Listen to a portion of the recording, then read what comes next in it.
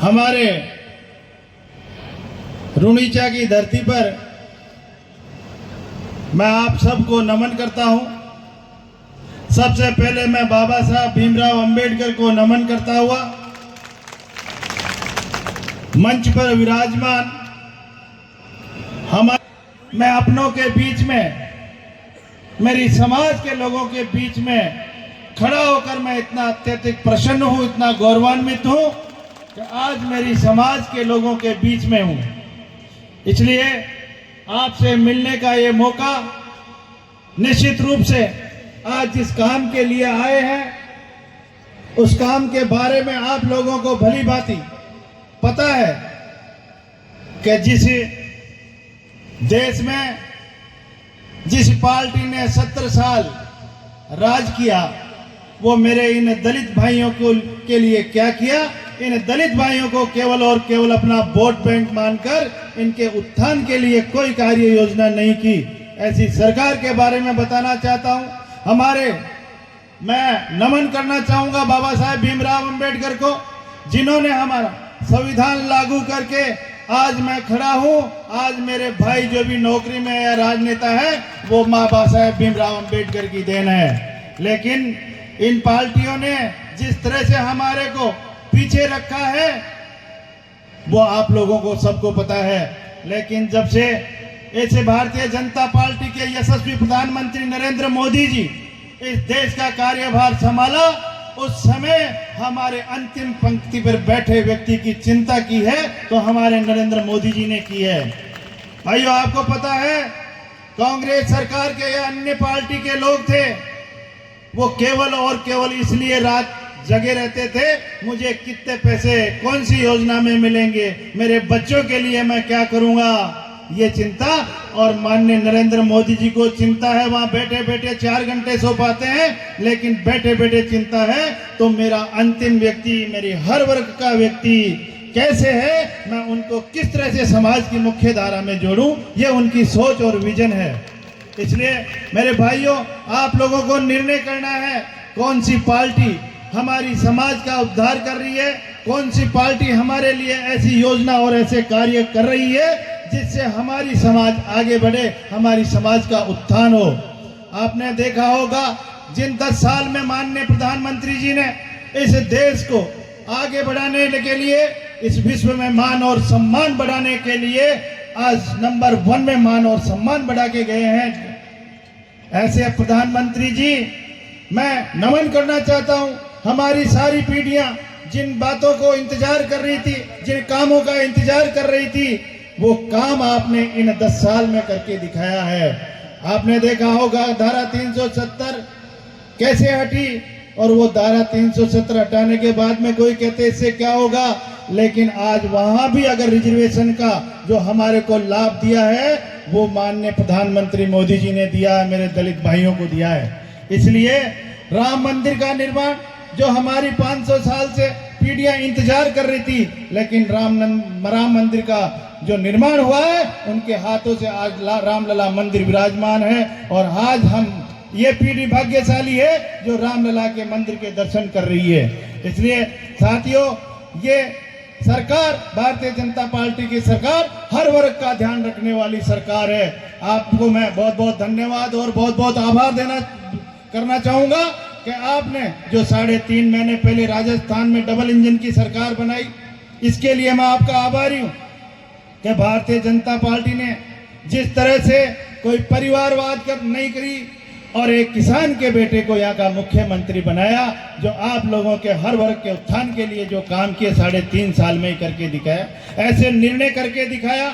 मेरी महिलाओं के लिए 450 रुपये का गैस सिलेंडर, हमारे किसान भाइयों के लिए गेहूं का समर्थन मूल्य बढ़ाना, हमारे किसान भाइयों के लिए, हमारे व्यापार हर वर्ग के लोगों के लिए जो पेट्रोल और डीजल सस्ता किया, हमारे उन युवा बेरोजगार भाइयों के लिए, जिनको युवा बेरोजगार इसलिए कह रहा हूं कि उन युवाओं को बेरोजगार से बेरोजगार बनाने का काम पिछली सरकार ने किया है।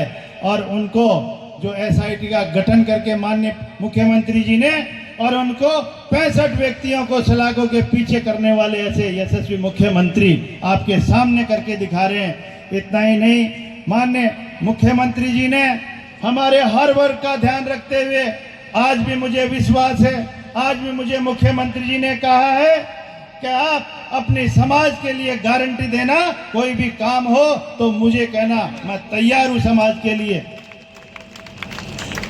हमारे बीच में हमारे पूर्व कैबिनेट के राज्य मंत्री, केंद्रीय राज्य मंत्री कैलाश चौधरी जी हमारे बीच में विराजमान है।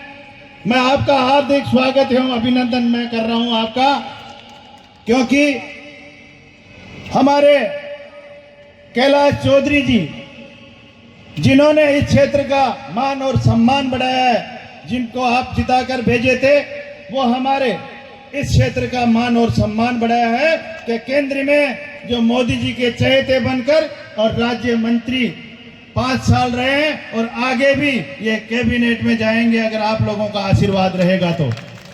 क्योंकि कैलाश चौधरी जी के साथ मैं भी विधानसभा में रहा था, इनके साथ मेरे अच्छे मित्र हैं और अच्छे शांत स्वभाव के धनी हैं और इतने सरल स्वभाव के धनी हैं। निश्चित रूप से हर वर्ग और हर 36 कौम को साथ लेकर चलने वाले ऐसे कैलाश चौधरी जी के लिए मैं आप लोगों को हाथ जोड़कर निवेदन करने आया हूं कि ऐसी शख्सियत, ऐसे व्यक्तित्व के धनी को हम हमारी लोकसभा में भेजेंगे तो निश्चित रूप से हमारे गरीब और पिछड़ों का काम होगा। और मैं भी आपको विश्वास दिलाना चाहता हूं, अभी बहुत बड़ी महासभा मेरी समाज के लोगों की थी और उसमें सम्मान्य विधायक आदूराम जी ने गारंटी दी थी कि अगर कोई भी काम हो आपका तो मैं कैलाश चौधरी जी को आपके बीच में हाथ पकड़ कर लाऊंगा। ये विश्वास कैसे है सम्मान्य आदूराम जी को? ये विश्वास है इस भारतीय जनता पार्टी का और माननीय नरेंद्र मोदी जी का इतना विश्वास है कि हम लोग जो कहें वो करके दिखाएं। और कांग्रेस सरकार में ऐसा नहीं है, क्योंकि वहां पैसे वाले लोग ही जीत के आते हैं और पैसे वाले लोगों को ही आगे बढ़ाते हैं। यहाँ अगर आम आदमी की जो पीछे बैठे व्यक्ति को आगे लाने का काम करती है तो ये भारतीय जनता पार्टी और माननीय नरेंद्र मोदी जी की सोच का परिणाम है। आज मैं आपके सामने बैठा हूँ, किसान का बेटा आपका मुख्यमंत्री है, एक गरीब किसान का बेटा आपके सामने, आपका भाई, आपका बेटा उप मुख्यमंत्री बनाया। किसने बनाया? ये भारतीय जनता पार्टी ने। कितने डिपार्टमेंट दिए कि आज पिछले कई वर्षों की सरकारों को देख लो जो कोई डिपार्टमेंट भी नहीं देते थे शेड्यूल कास्ट के लोगों को। लेकिन केंद्र में भी देखो तो आज हमारे 13 मंत्री जो माननीय नरेंद्र मोदी जी ने बनाए, और इस राजस्थान में भी आज उप मुख्यमंत्री इस शेड्यूल कास्ट के को बनाकर और इतने डिपार्टमेंट दिया है जिसमें मेरे लोगों का मैं किस तरह से भला करूं, शिक्षा के क्षेत्र में मेरे लोगों को कैसे आगे बढ़ाऊं।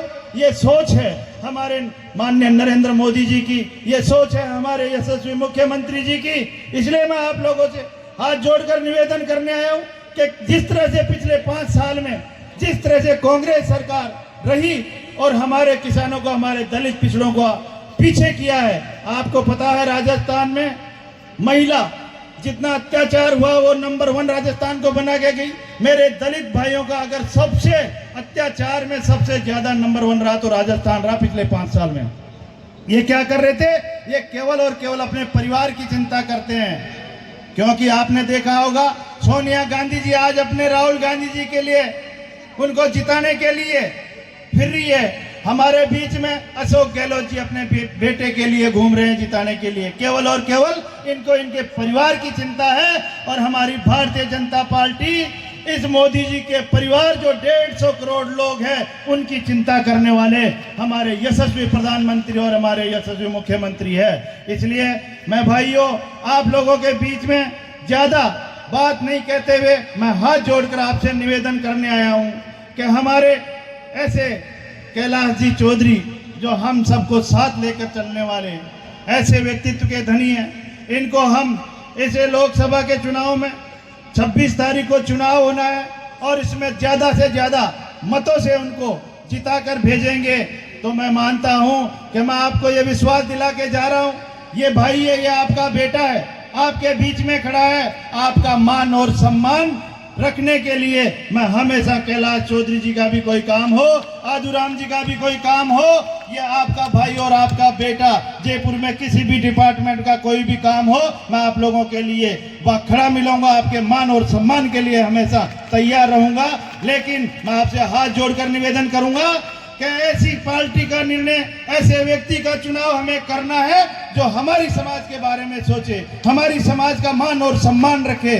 क्योंकि कांग्रेस पार्टी 70 साल से केवल और केवल हमारे को पीछे करने का काम किया है। इसलिए आज अगर नरेंद्र मोदी जी का जो सपना और जो विजन है कि विकसित राजस्थान और विकसित भारत बनाने का, इसमें सहयोग करने के लिए मैं, मेरे पीछे पंक्ति में खड़े लोग हैं, हर जाति और हर वर्ग का लोग अगर पीछे रह गया तो उसको मैं आगे नहीं बढ़ाऊंगा जब तक मेरा सपना पूरा नहीं होगा। इस सपना को पूरा करने के लिए मेरे युवा दोस्तों, मेरी मातृशक्ति और सभी मेरे बुजुर्गों से निवेदन करूंगा कि इस सपने को साकार करने के लिए आप लोग मोदी जी का सहयोग करें, माननीय कैलाश जी का सहयोग करें। मैं यही हाथ जोड़कर निवेदन करने आया हूं।